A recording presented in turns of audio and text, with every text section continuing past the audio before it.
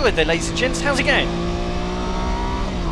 This is my first test of the GoPro Max and the GoPro Hero 8 Black. Gonna keep that body rubber side down.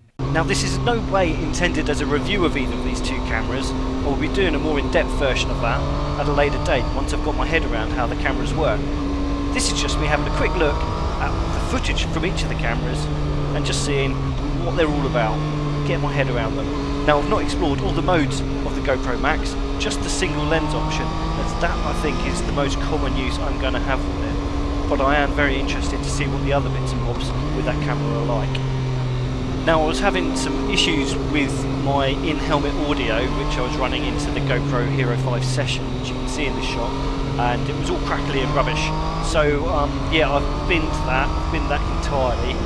This bike audio you can hear is actually the audio from the GoPro Max, and this is a voiceover. As you can see, the weather's very autumnal and there's leaves everywhere, so the pace I'm riding at is not going to be mega high, but it reflects the conditions on the road and all that sort of jazz. Now I'm running the GoPro at 2.7K, 60 frames per second in Super View, and I've got the sharpness on medium with all the other settings kind of pretty much as they come out of the box, including Pro Tune turned on.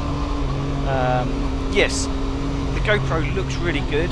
I'm liking how natural the colours look, so yeah, I'm quite impressed with the colouring on the GoPro. I'm running the GoPro Max in its single lens mode, and this is at 1080p with 60 frames per second.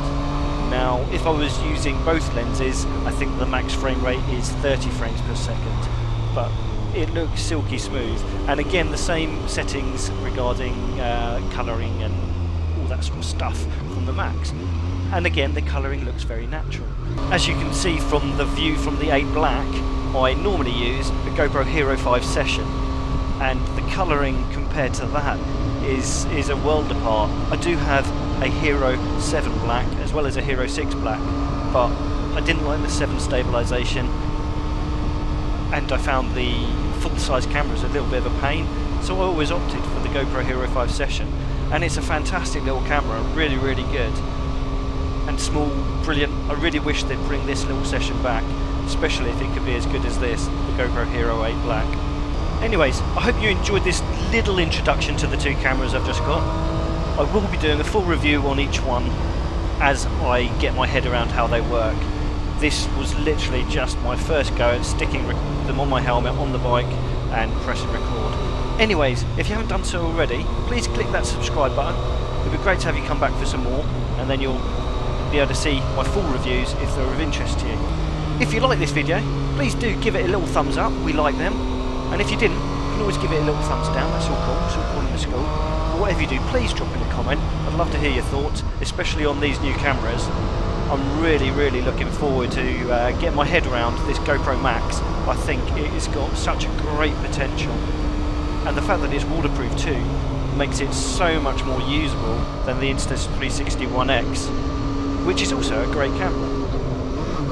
Anyhows, you ride safe, take care, and I shall catch you all in the next one. Bye bye for now.